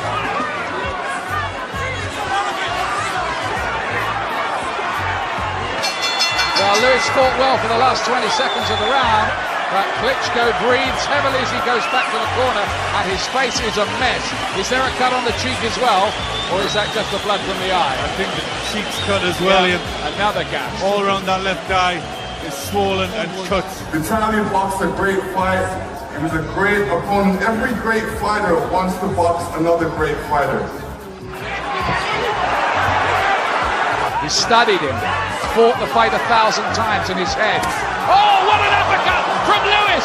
Absolute peach! But Klitschko took that too without going down. Vitaly trying to take advantage to a blinded left eye. Oh, what an uppercut! But this was an uppercut. I was shocked. I actually felt that was the knockout punch. But I didn't know he had such a big neck. Every other fighter was in the floor. Yeah, any other fighter would have been on the floor, that's for sure.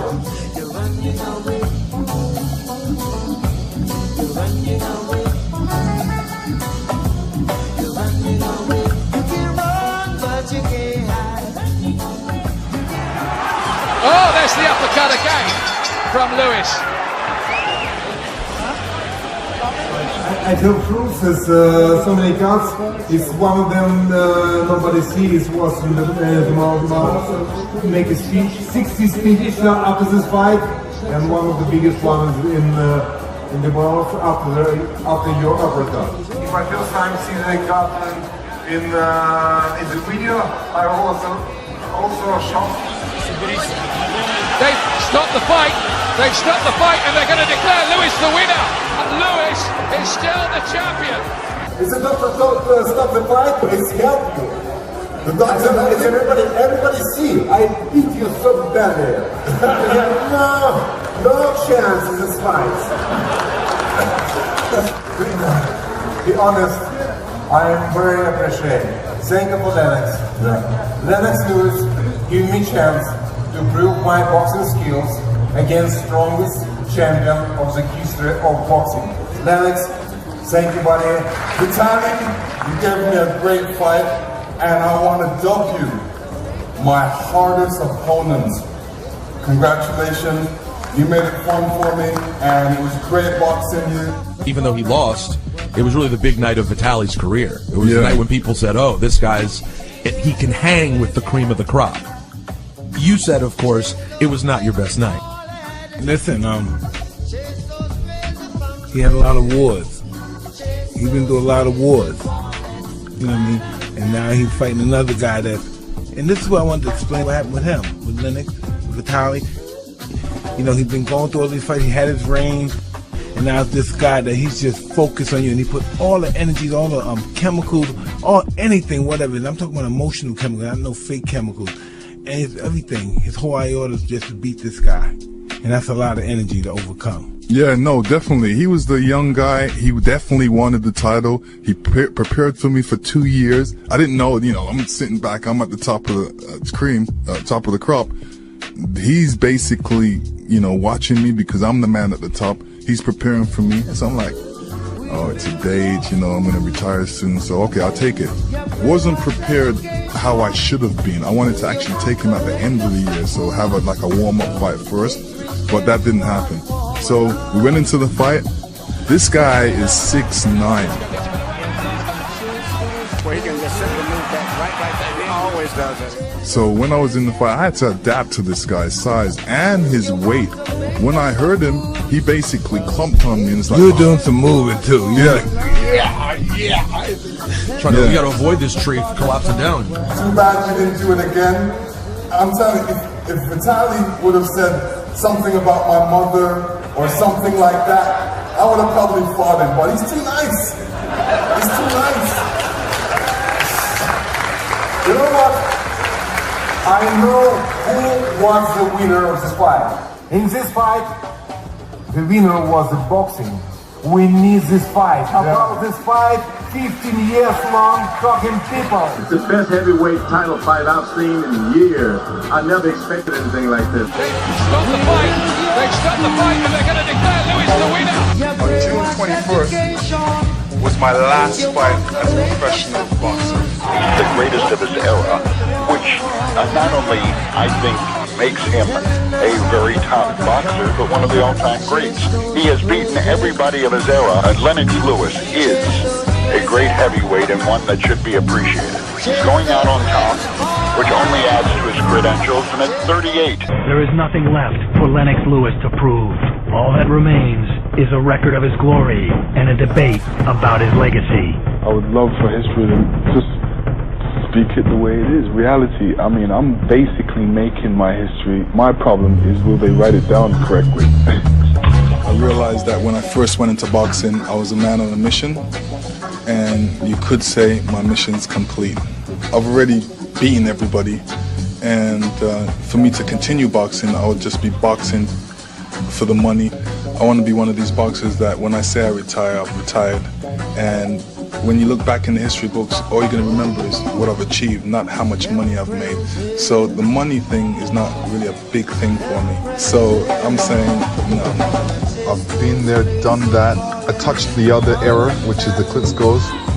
What did I need to do? I didn't need to do anything more, so it was time for me to retire. You know, now I've got a family because I've actually didn't have a family before I started boxing. So I always wanted to box, get that out of the way, focus on my boxing. Now I have a family. Lennox Lewis doesn't want to be a boxer all his life. I don't want to just think about boxing all the time. There's other things, other goals that I want to accomplish. He is one of the greats, Lennox Lewis. What happened then was a great lesson, and it was a great learning experience for me. You know, you don't win fights just by thinking that you're going to knock everybody out.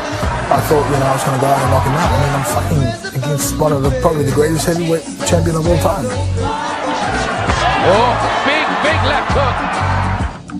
He is one of the few fighters in boxing history to have defeated every opponent he has ever faced. Not enough lubrication there. You need Vaseline.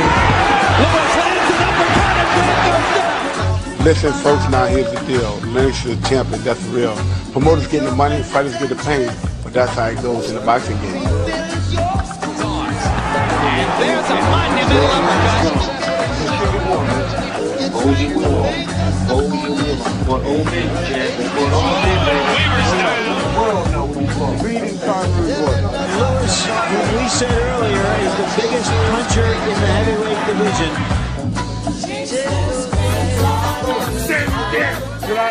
Two-time heavyweight champion in the world. And guess what, y'all? I'm with the real champ. I'm with the champ. Give me a baby. Let's go, champ. Let's go, champ. Now, when you have an opponent like Briggs, And that will be it. Shannon Briggs will not get up from that. The big man from London, England. He weighed in at 242 pounds. And Bruno was hurt by that. And now Lewis is looking to close in to finish this. Lewis here, and Bruno is on the verge of going. He won't take a lot more. It is stopped. Lewis turned on the class and finished the job. Undisputed heavyweight champion of the world. The power of London. Lennox Lewis.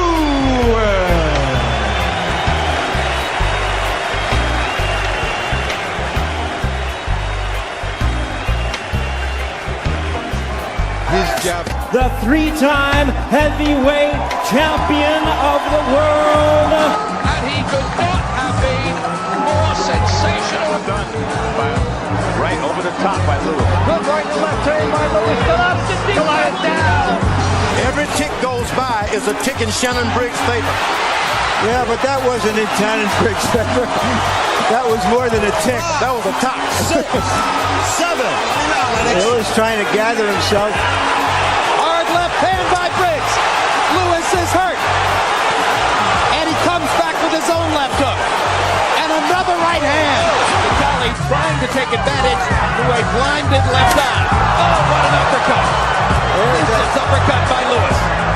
I've always said from the day that I first saw Lennox, he was the best heavyweight that I'd ever saw. He's a great fighter, super strong, focused. I know he's a good guy. I don't like this bum. Nah, he's a good guy, champ. He's a good guy. You know right now. Nah, he's a good guy, champ. He's a good guy. He is for the wonderful fight. This guy is, there's no way I could ever be he's a very consummate fighter. He's already done so much in a distinguished career. I'll be looked at as a person that's basically done it with dignity, honor, did it myself, did it my way, and got out at the right time. You know, somebody that's went through trials and tribulation and with everything against him was able to be successful. Now he can relax, deserves it too. Not too many guys wanted to fight him. Not too many guys were stepping up and saying, well, let me have a shot at Lennox Lewis. And here's the reason why. Yeah, because they knew the talent that Lennox possessed. Here you go. Lennox Lewis looks like he's not only beating down Galata, he's beating down everybody who ever doubted him in the ring. He says he's the best fighter in the world. He gets the opinion he's the best heavyweight that ever walked the planet. Well, he goes to prove that right here. You know, I've had 2 losses in my life. And both losses, you know, I felt happened for a reason. And without these losses, I don't think I could have ever been as great as I am today. Because it really put me in a place where I had to say to myself, do I want to do, can I do it again? Do I really want it? Am I a true champion? And that's what I wanted to prove to everybody, but I was a true champion and I could do it again. Losing is a big trial and tribulation. A lot of us can't really come back and fight back from a loss. Lewis unbeaten member after 25 fights. Oh, he shot him. Oh, Lewis walked into I threw a right hand and McCall threw a right hand and his right hand got through first. That's the punches that get you in trouble, the punch you don't see. And I went down and the referee counted really fast and you know, I'm heavyweight champion of the world. The referee counts you out. I'm up on my feet, ready to go. He counts you out. I'm like, what are you doing? You know, it's not like I got beat up for 5 rounds or 6 rounds. You know, it was a great shot. I got up from it. Let me go on. But it wasn't that situation. So I felt that a loss really helped me. I think I learned a great deal. It really helped me because if I would have went through that fight and beat Oliver McCall, I think, you know, I may have gone down another bad road somewhere. So in a sense, this was like a teaching process for me, making the right decisions and you know, correcting the world around Lennox Lewis. Lennox actually turned to us and said, Why are you all sad? Everybody was like really gloomy and sad. I said it's just a fight, you know. Boxing, you never know when you're going to lose, but you have to accept the winning and the losing. I think there was one major thing that you said after the fight, what really stuck in my mind was, you guys got to realize that, you know, I knew this could happen one day when I was first started boxing. We never really, you know, we just look as, you know, Lennox, unbeatable. It was like a weight was lifted off my shoulders, you know, a burden, you know, all of a sudden, okay, I slipped, you know, I'm not perfect. You never know what happens in life. The only best thing you can do is basically make sure that you do your best. You know, we can always look back and say, well, at least we did it correctly, and, you know, we did it as a team, and there was trust and brotherhood and everything else that goes along with it. There'd be losses in life in the sense that, oh, you lose a job or you lost your paycheck or something happens negatively in your life that you have to be able to come back from. So for me, you know, when I lost the first time, I knew my mistake straight away. At that time, my body was way in front of myself, of my middle of myself, and my balance is way ahead of myself, and he just caught me right on the button. It's like I helped him to knock me down. And I knew that wouldn't happen to me again. It did happen to me again, but it was a different mistake. And I knew that mistake wouldn't happen to me again, but it was being able to come back from it. You know, I had people saying, oh, so what are you going to do with the rest of your career? I'm like, what are you talking about, rest of my career? Muhammad Ali, great hero of mine. He lost 3 times. He came back 3 times. Stewart was the trainer for Oliver McCall back in 1994. Now he's in the corner of Lennox Lewis. All while I've been training the other heavyweights that I've had, Michael Moore and Evander Holyfield, I always, you know, let it be known to everyone that my favorite heavyweight in the world was always Lennox Lewis. And in fact, they used to even tease me about it, and Oliver McCall included. So I believe that Lennox would win the championship again, and it would be a chance for me to go on and really to take one major project and see if I can make him become the best all-around heavyweight in the history of boxing. All of a sudden, reaching and getting with Emmanuel Stewart, it seemed like we were made for each other because he had such a knowledge of the game, such experience out there, and he was one of the, he's a trainer that he would speak, and all of a sudden I would listen and I could understand and actually do what he would want or what he was telling me to do. Communication in the corner between a boxer and his trainer is often the difference between winning and losing in close fights. But finding the right chemistry is no exact science. For Lennox Lewis and Emmanuel Stewart, their connection is a work in rapid progress. It's like when you walk into a place and you meet somebody and you start speaking to that person, but it's like you've known this person all your life. That's the chemistry between me and Emmanuel Stewart. I believe that the chemistry between Lennox and I is going to make a big difference, and that's something that is so important. But how has that chemistry developed? Why have Lennox Lewis and Emmanuel Stewart responded to each other? I felt that he needed a real good, strong person that he could respect because he's a strong-minded individual himself. And a normal, weak person would not be able to handle Lennox stuff because he's very, very strong-minded, very opinionated. That if he respects someone else, it makes a big difference. You can go to both bodies. There you go. Now you're taking advantage of it. The former heavyweight champion's respect for his new trainer was evident a year ago when first they began working together. Stewart, who had been in Oliver McCall's corner the night Lewis lost his title to McCall, didn't wait to begin criticizing his new pupil. At that stage, you know, he was a very still emotionally not completely stable person. You know, his last fight he had lost. He's too conservative and too intelligent and too analytical in the ring. It's like a chess game in a sense, and it's a game where you have to use your strategy. And in some situations, he would become more aggressive, and then on another night, the real true Lennox would dominate, and he would become more conservative, even in situations when it's not even necessary. And that is what has stopped him from becoming the fighter that he is capable of being. I pinpointed his biggest weakness was his balance and his stiffness. And he said, I agree, and you know, what can we do to change it? So that was one of the first things that really impressed me about his willingness to learn and to change and accept his weak points. I think that was the biggest factor. He and I are really, I would say, mentally on the same wavelength as far as things in boxing like that. I see something that's wrong or whatever, I usually will stop in his room and he'll say right away, he said, I know what you ought to talk about, because it's been bothering me too. Especially when Emmanuel's not there and I'm working out by myself, I still visualize him training me and some of the things that he would say I needed to be doing. Mentally, I would look at myself from the outside and see what I'm doing wrong. Lewis, to this day, and many around him feel that it was just too quick of a stoppage. Lewis in control here in round 2. It ain't about how hard you hit.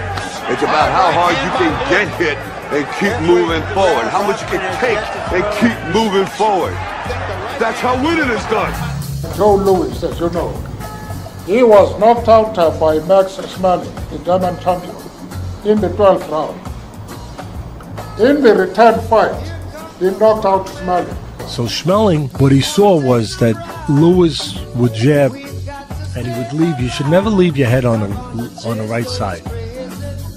Lewis went on, he won the world title. Joe is champion world. Not yet. Not yet. What do you mean not yet? Just won the title.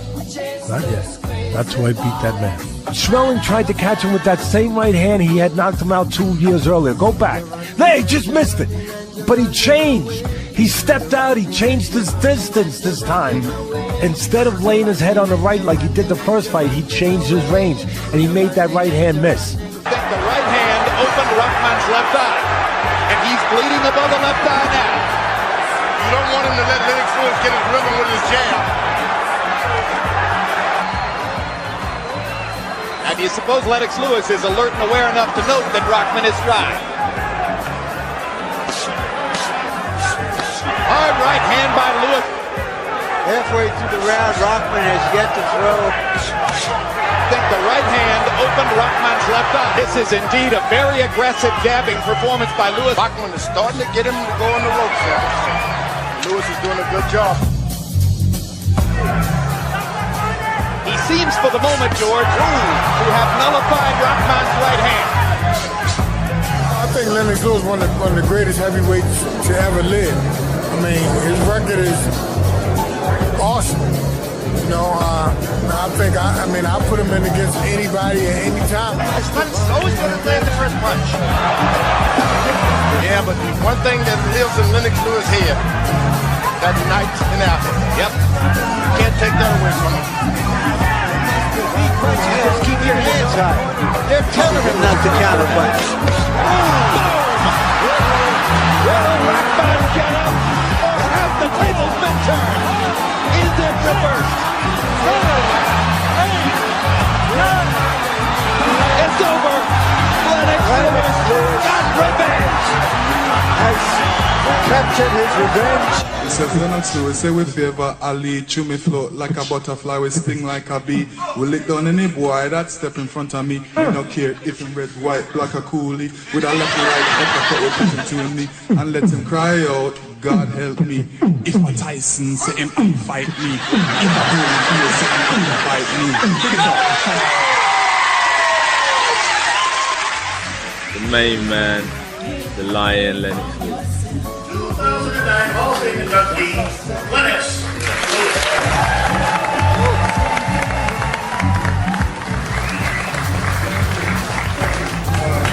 I'm really humbled to be here tonight. It's a great honor. You know, our sport is usually looked at as a brutal and savage sport.